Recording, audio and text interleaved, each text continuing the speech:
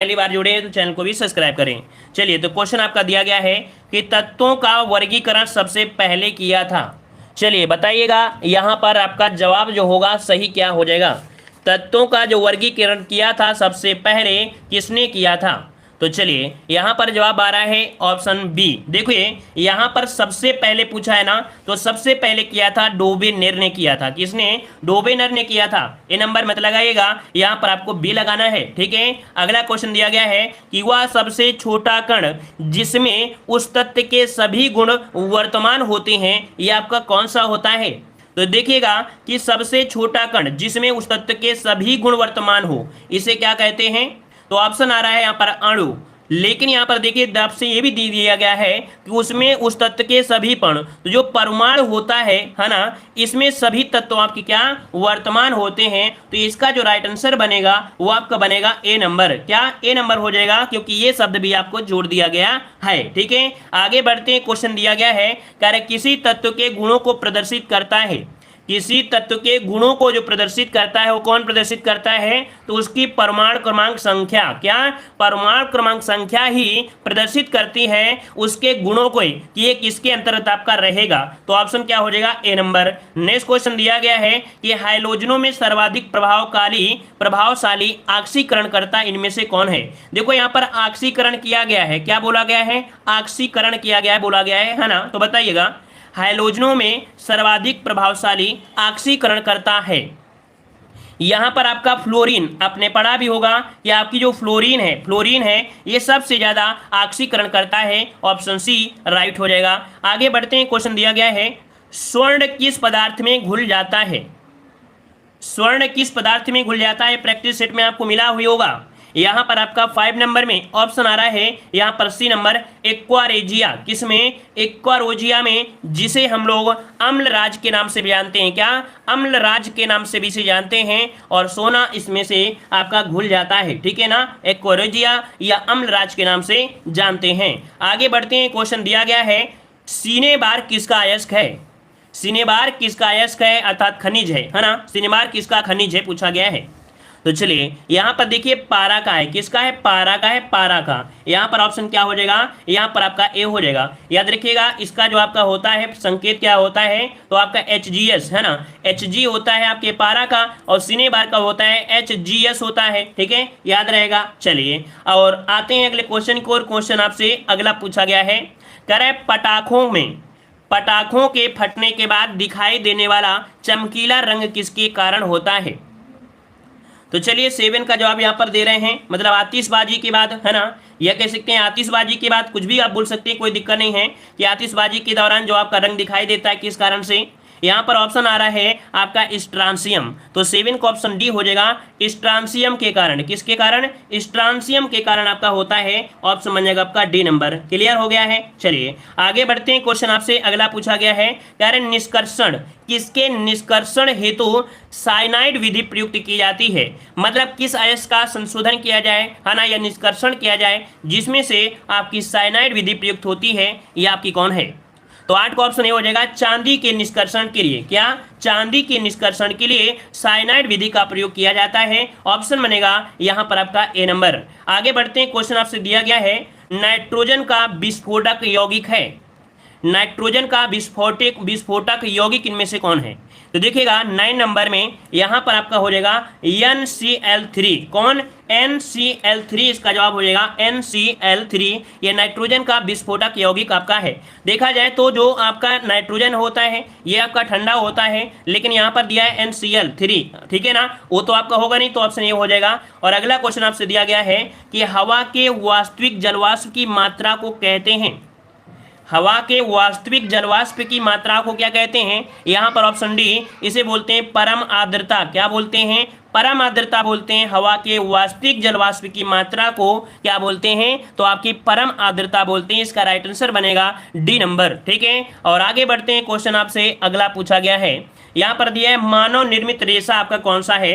IMP question है, मतलब सबसे ज्यादा पूछा गया अभी तक एग्जामों में। है ना। कह रहा है कि मानव निर्मित प्रथम रेशा कौन सा है। कुछ लोग जवाब दे रहे हैं सी नंबर पॉलिस्टर। भैया पॉलिस्टर नहीं है, नायलॉन है। कौन? नायलॉन है, जो कि मानव निर्मित प्रथम रेशा था। ऑप्शन बी हो जाएगा। नेक्स्ट क्वेश्चन आपसे दिया गया है कि 150 डिग्री सेंटीग्रेड तक गर्म होने पर यूरिया देता है, मतलब ये किस रंग में देता है, कैसे देता है। यहाँ पर याद रखिएगा कि 150 डिग्री सेंटीग्रेड तक अगर यूरिया को गर्म कर देते हैं तो यहाँ पर याद रखिए वायु रेट हो जाता है। कैसा? वायु रेट हो जाता है। यहाँ पर ऑप्शन क्या बन जाएगा? ऑप्शन डी हो जाएगा, वायु रेट देता है। ऑप्शन बनेगा डी नंबर। अगला क्वेश्चन आपसे दिया गया है, क्या आपसे रेडियोथेरेपी में उपयोग होने वाली नोबेल गैस कौन सी है। ये भी आपका एमपी है, इसे भी नोट कर लीजिएगा कि रेडियोथेरेपी में उपयोग होने वाली जो नोबेल गैस है वो आपकी कौन सी गैस है। यहाँ पर आपका हो जाएगा ऑप्शन कौन सा, यहाँ पर आपका बन जाएगा आर्यन, है ना। आपने नाम सुना होगा, कोबाल्ट का भी आपने नाम सुना होगा, है ना। आपके इरेडियम का नाम सुना होगा। ये सर्वाधिक रूप से आपके प्रयोग होते हैं, जिनमें से ऑप्शन कौन हो जाएगा? यहाँ पर आपका बी हो जाएगा। ठीक है, और आगे बढ़ते हैं। क्वेश्चन दिया गया है कि नाभिकीय विखंडन को सर्वप्रथम प्रयोगात्मक तरीके से देखा था किसने। नाभिकीय विखंडन को सर्वप्रथम प्रयोगात्मक तरीके से जो देखा वो किसने देखा था। यहाँ पर ऑप्शन क्या बन जाएगा? तो चलिए याद रखिए, यहाँ पर ऑप्शन प्रथम दिया है ना, ये है स्ट्रांसमन द्वारा। किसके द्वारा? स्ट्रांसमन के द्वारा सर्वप्रथम आपका यहाँ पर देखा गया था। ऑप्शन यहाँ पर 14 का बनेगा, बी नंबर आपका राइट हो जाएगा। ठीक है ना, रदरफोर्ड नहीं लगाना, यहाँ पर सर्वप्रथम है, ऑप्शन आपका बी हो जाएगा, है ना। और अगला क्वेश्चन आपसे दिया गया है, कह रहा है जस्ता निम्न मिश्र धातु में उपस्थित नहीं है। तो ये बताइए जस्ता इनमें से किसमें नहीं उपस्थित है, किसमें नहीं उपस्थित है। तो देखिए पीतल में होता है, गंधातु में होता है, जर्मन सिल्वर होता है, लेकिन इसमें आपका नहीं होता। इसमें यहाँ पर ऑप्शन क्या हो जाएगा? बी, कांसा में। किसमें? आपकी कांसा में आपका जस्ता मौजूद नहीं होता है। चलिए आइए बढ़ते हैं अगले क्वेश्चन की ओर। क्वेश्चन आपसे दिया गया है, क्या आपसे निम्न सर्वाधिक परिस्थिति के अनुकूल ईंधन कौन सा है। ये बताइए कि सबसे परिस्थिति अनुकूल के हिसाब से देखा जाए जो ईंधन है वो आपका कौन सा है। तो देखो आपका हाइड्रोजन, इसमें किसी प्रकार के अवशेष वगैरह नहीं बचते हैं, तो ऑप्शन क्या हो जाएगा? C number. आगे बढ़ते हैं। क्वेश्चन दिया गया है क्या आपसे कि तड़ित चालक निर्मित होते हैं। तड़ित चालक जो निर्मित होते हैं किससे होते हैं। चलिए 17 नंबर में ऑप्शन आ रहा है ए नंबर आपके तांबा से। किससे? तांबा से होते हैं। अगला क्वेश्चन जैसे कि ये भी क्वेश्चन आपका अच्छा है कि प्रकाश की गति न्यूनतम होती है जब वह गुजरेगा। प्रकाश की गति जो आपकी कह सकते हैं सर्वाधिक न्यूनतम होती है, किससे? तो यहाँ पर वायु दिया है, जल से दिया है, कांच से दिया है, निर्वात से दिया है। जवाब कौन सा बन जाएगा? 18 नंबर में यहाँ पर आ रहा है ऑप्शन सी। तो चलिए यहाँ पर याद रखिए 18 का ऑप्शन बन जाएगा यहाँ पर आपका सी, जब वो कांच से गुजरता है। कहाँ? जब कांच से गुजरता है, ऑप्शन बन जाएगा सी नंबर। अगला क्वेश्चन आपसे दिया है रेडियम प्राप्त होता है। यहाँ पर देखिए रेडियम आपको जो प्राप्त होता है वो किस ऑक्साइड से, अर्थात यहाँ पर जवाब देना है 19 नंबर में। 19 का ऑप्शन हो जाएगा रेडियम प्राप्त होता है पिच ब्लेंड अयस्क से। किसने? पिच ब्लेंड अयस्क से रेडियम आपका प्राप्त होता है। ऑप्शन बने आपका सी नंबर। नेक्स्ट क्वेश्चन दिया गया है कि हेनरी किसका इकाई है। ये आपने पढ़ा है ना। कुछ क्वेश्चन तो कठिन आपको लगे होंगे, लेकिन कुछ क्वेश्चन आपको लग रहे हैं कि नहीं यही क्वेश्चन आपके एग्जाम में मिलते हैं। तो बताइए हेनरी किसका इकाई होता है 20 नंबर में। यहाँ पर ऑप्शन सी हो जाएगा प्रेरकत्व का। किसका होता है? प्रेरकत्व का होता है। ऑप्शन बन जाएगा सी। और अगला क्वेश्चन जो कि बहुत ही आईएमपी है, क्वेश्चन दिया है 1 जूल कितने कैलोरी के बराबर है। 1 जूल कितने कैलोरी के बराबर होता है, यहाँ पर जवाब देना है। तो यहाँ पर जवाब आ रहा है 21 नंबर में, ऑप्शन आ रहा है यहाँ पर 24। अच्छा, कुछ लोग जवाब दे रहे हैं 21 में, ऑप्शन दे रहे हैं डी। चलिए, और कुछ लोग जवाब दे रहे हैं ए नंबर। लेकिन आपको याद होगा कि 1 जूल में जो लगभग होते हैं वो 4.2 जूल के होते हैं, लेकिन यहाँ पर 1 जूल में कितने कैलोरी पूछ लिया गया है। होता कितना है? 1 कैलोरी जो होती है वो 4 जूल होती है, मतलब 1 कैलोरी बराबर 4 जूल होता है। लेकिन यहाँ पूछ लिया 1 जूल में कितने कैलोरी होते हैं, मतलब पांसा पलट दिया, खेल बदल गया। अब इसका उल्टा निकालना है, और उल्टा निकालेंगे तो हम लोग क्या करेंगे, यहाँ पर आपको भाग देना पड़ेगा। तब इसका जवाब जो बनेगा डी होगा 0.24। इसका राइट आंसर बनेगा क्या? इसका राइट आंसर जो आपका बनेगा 0.24 हो गया, क्योंकि यहाँ पर 1 जूल कैलोरी पूछा है, जबकि होता है कैलोरी बराबर जूल होता है। ठीक है, चलिए, तो अच्छा क्वेश्चन था। अगला क्वेश्चन दिया है पानी का अणुभार कितना होता है। आपने हमेशा से पढ़ा होगा पानी का अणुभार। बताइए भाई पानी का अणुभार कितना हो जाएगा। यहाँ पर ऑप्शन आ रहा है 18 AMU, बिल्कुल सही है, 18 होता है, ऑप्शन बन जाएगा यहाँ पर आपका बी। और अगला क्वेश्चन दिया है MKS पद्धति में बल की इकाई क्या होती है। MKS पद्धति में बल की इकाई क्या होती है, तो आपकी यहाँ पर हो जाएगा ऑप्शन बी, न्यूटन होती है। क्या बल की इकाई होती है, न्यूटन होती है, जो कि आपके MKS पद्धति में पूछा गया है। और आगे बढ़ते हैं, क्वेश्चन दिया है यार आपसे कि शरीर में ऊतकों का निर्माण होता है। शरीर में ऊतकों का जो निर्माण होता है वो कहाँ से और कैसे किस प्रकार होता है। चलिए यहाँ पर दिखेगा कि आपके जो ऊतक बनते हैं, सेल्स बनते हैं, ये आपके प्रोटीन से बनते हैं। किससे? आपके बॉडी में जो सेल्स होते हैं, ऊतक होते हैं, ये प्रोटीन से बनते हैं। ऑप्शन क्या हो जाएगा? D number. चलिए अगला क्वेश्चन दिया गया है जो कि कई बार एग्जामों में पूछा गया है कि कांच है एक प्रकार का।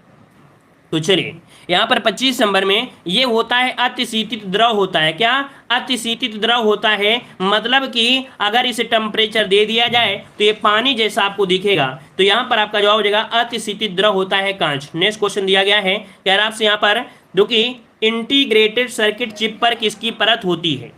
ये भी क्वेश्चन आपका अच्छा है ना। ये आपकी सिलिकॉन की, क्या सिलिकॉन की परत होती है, ऑप्शन बन जाएगा ए नंबर।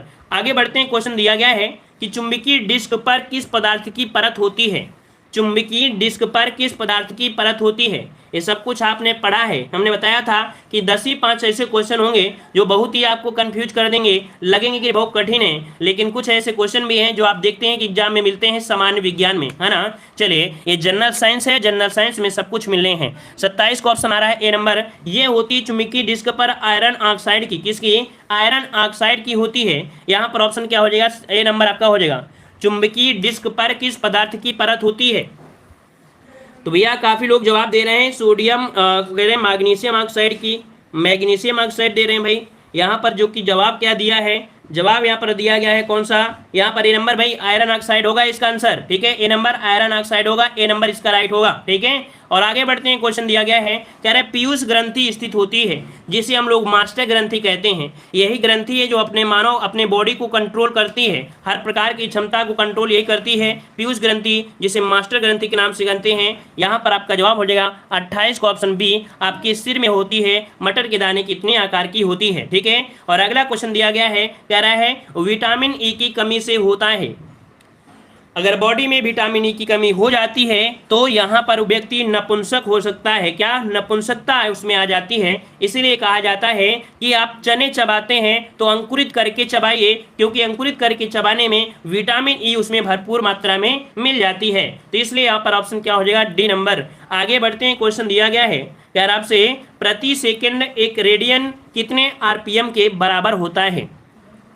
यहाँ पर एक रेडियन बराबर पूछा है कितने आरपीएम के होता है ना, जो कि एक प्रति सेकंड के हिसाब से है। तो 30 का ऑप्शन बी हो जाएगा 9.549। राइट आंसर आपका बन जाएगा कौन सा? यहाँ पर आपका बी हो जाएगा। तो नया क्वेश्चन इसे नोट कर लीजिएगा। यहाँ पर ऑप्शन क्या हो जाएगा? यहाँ पर हो जाएगा बी। हाँ, कभी कभी क्या होता है 10 मिल जाएगा, तो बात तो वही आपकी है ना, लगभग आपका यहाँ पर दिया है 10, लेकिन यहाँ पर ये वाला आपको लगाना है ऑप्शन बी वाला। ठीक है, चलिए अगला क्वेश्चन दिया है, FIR में आई अक्षर घोतक होता है।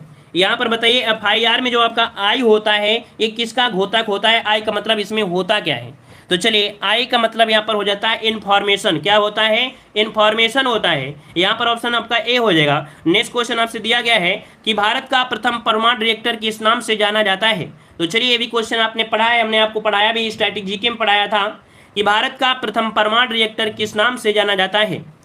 चलिए 32 का ऑप्शन आ रहा है यहाँ पर बी नंबर, अप्सरा, है ना, बिल्कुल सही है, अप्सरा है, जो कि 1956 को Bhabha atomic research centre Bombay परिसर में बनाया गया था, है ना। तो ऑप्शन क्या हो जाएगा? डी नंबर आपका राइट हो जाएगा। क्लियर हो गया है। आगे बढ़ते हैं, क्वेश्चन आपसे अगला दिया गया है, श्यानता की इकाई क्या है। श्यानता की इकाई क्या हो जाएगी? श्यानता की इकाई मतलब द्रव के बहने के गुण को क्या कहते हैं? श्यानता कहते हैं, है ना। तो यहाँ पर आपका जवाब आ रहा है ऑप्शन राइट। 33 का बन गया है ए नंबर। यहाँ पर पॉइज होता है। क्या? पॉइज होता है, ऑप्शन बन जाएगा ए नंबर। और अगला दिया गया है, इनमें से कौन अनचुंबकीय पदार्थ है। बताइए इनमें से कौन अनचुंबकीय पदार्थ है? लोहा है, निकिल है, कोबाल्ट है और पीतल है। तो बताइए कौन सा अनचुंबकीय है। कभी कभी आपने देखा होगा कि कुछ औरतें होती हैं, मार्केट में जाती हैं तो वो पहले से चुम्बक लेकर जाती हैं ताकि वो उसको बेवकूफ़ ना बना पाए, है ना, वो बेवकूफ़ ना बना पाए। क्या लेने जाती हैं? जब पीतल का सामान लेने जाती हैं तब वो चुम्बक लेकर जाती हैं ताकि दुकानदार उन्हें बेवकूफ ना बना पाए। क्यों? क्योंकि अगर पीतल में अगर लोहा मिला देंगे तो 100% है चुम्बक क्या होगा, वो चिपकने लगेगा, उसकी क्वालिटी डैमेज हो जाएगी। इसलिए क्या करते हैं कि वो पीतल जब भी लेने जाती हैं तो वो पहले से चुम्बक ले लेती हैं ताकि इसने लोहा ना मिला दिया हो। लेकिन लोहा होता है सस्ता, पीतल होता है महंगा, है ना। तो ऑप्शन क्या हो जाएगा, डी नंबर। तो गांव की औरतें बहुत ही नंबर 1 होती हैं इस चीजों में, है ना। चलिए आगे बढ़ते हैं। क्वेश्चन दिया गया है कि विकास का प्रारंभिक बल जो आपका है क्या है। विकास का प्रारंभिक बल, विकास का प्रारंभिक बल यहां पर 35 नंबर का आपका स्टार्टिंग होगी कहां से, प्राकृतिक वातावरण से या प्राकृतिक वरण से होता है। यहां पर 35 का ऑप्शन बी हो जाएगा कि विकास का प्रारंभिक जो होता है प्राकृतिक वरण होता है। ऑप्शन क्या हो जाएगा, बी नंबर। सबसे पहले आपका यहां पर बी हो जाएगा। और अगला क्वेश्चन दिया है क्या, इनमें से कौन सा कण परमाणु में नहीं होता है। तो बताइए भाई, परमाणु में इनमें से कौन सा कण नहीं होता है। मतलब आपके परमाणु में क्या मिलता है, इलेक्ट्रॉन मिलेगा, न्यूट्रॉन मिलेगा, प्रोटॉन मिलता है, लेकिन न्यूट्रॉन नहीं मिलता है ना। तो ऑप्शन क्या हो जाएगा, डी नंबर आपका राइट हो जाएगा। अगला क्वेश्चन दिया है कि डायनमो का सिद्धांत आधारित है। यहाँ पर बताना है डायनमो का सिद्धांत आधारित है, ये किस पर है। तो आपके फैराडे का नाम आपने सुना होगा बहुत बार, है ना। फैराडे का नाम आपने सुना होगा कि जो डायनमो में होता है घूर्णन करती हुई तारों की कुंडली होती है और चुंबकीय क्षेत्र का उपयोग करके ये आंतरिक घूर्णन करते हैं। ऑप्शन क्या हो जाएगा, बी फैराडे का नियम। और अगला क्वेश्चन दिया है कि आइंस्टीन समीकरण E बराबर mc स्क्वायर में सी जो दर्शाता है क्या दर्शाता है। सी जो होता है क्या होता है 38 नंबर में। यहाँ पर ऑप्शन हो जाएगा बी, प्रकाश के वेग को दर्शाता है। ऑप्शन आपका बी हो जाएगा। नेक्स्ट क्वेश्चन आपसे दिया गया है, कह रहा आपसे यहाँ पर देखो, प्रथम बार मंगल ग्रह पर उतरने वाला अंतरिक्ष यान कौन था। प्रथम बार मंगल ग्रह पर उतरने वाला अंतरिक्ष यान 39 को ऑप्शन सी, ये है आपका पाथ फाइंडर। ये मंगल ग्रह पर उतरने वाला प्रथम अंतरिक्ष यान था पाथ फाइंडर। ऑप्शन बन जाएगा यहाँ पर सी नंबर। अगला क्वेश्चन आपसे दिया गया है, कह रहा आपसे कि 1 पाउंड में कितना औंस होता है। 1 पाउंड में कितना औंस होता है आपसे पूछा गया है। याद रखिएगा यहाँ पर आपका 40 नंबर का ऑप्शन बनेगा डी, 16 औंस होता है। कितना, 16 औंस होता है। ऑप्शन आपका डी हो जाएगा। 1 पाउंड में कितना औंस, तो आपका 16। ये क्या होते हैं, वेट करने की आपकी इकाइयां हैं। और अगला क्वेश्चन दिया है 1 लीटर बराबर कितना गैलन होता है। ये तो आपने पढ़ा ही होगा कि 1 लीटर में कितना गैलन होता है, या पढ़ा होगा कि 1 गैलन में कितने लीटर पानी होता है। ये तो आपने पढ़ा ही पढ़ा होगा, है ना। तो बताइए भाई यहाँ पर आपका जवाब क्या बन जाएगा। चलिए 1 लीटर बराबर कितना गैलन होता है।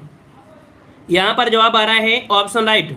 यहाँ पर देखिए इसका राइट आंसर आपका बन जाएगा 41 में ए नंबर 0.2642 गैलन होता है ना। वैसे अगर आप देखते हैं कि 1 गैलन में कितना पानी होता है 1 गैलन में, तो याद रखिए 1 गैलन में लीटर के हिसाब से आता है, तो आपका 3.7 आपका आता है। और आपने यहाँ पर इसी प्रकार हर चीज आपने पढ़ा होगा कितना, कि 1 बैरल बराबर क्या, 1 गैलन में जो आपका होता है 3.78 लीटर होता है। लेकिन आपके दिमाग में घूम रहा होगा सर हम ज़्यादा पढ़े हैं, आपने पढ़ा बैरल। क्या पढ़ा है आपने पढ़ा होगा बैरल। 1 बैरल बराबर जो होता है 159 लीटर होता है। कितना, 159, है ना। हम जान रहे थे कि आपके दिमाग में यही घूम रहा होगा। ये है 1 बैरल है, 1 बैरल में 159 लीटर होता है, बल्कि 1 लीटर में जो होता है कितना होता है, तो 3.78 लीटर द्रव होता है। समझ गए होंगे, आगे बढ़िए। अगला क्वेश्चन दिया है कि द्रव की श्यानता को मापने वाला यंत्र क्या होता है। द्रव की श्यानता मापने के जो यंत्र होता है क्या होता है, तो आपका होता है विस्कोमीटर। क्या होता है, विस्कोमीटर होता है, विस्कोमीटर होता है। ऑप्शन क्या बन जाएगा,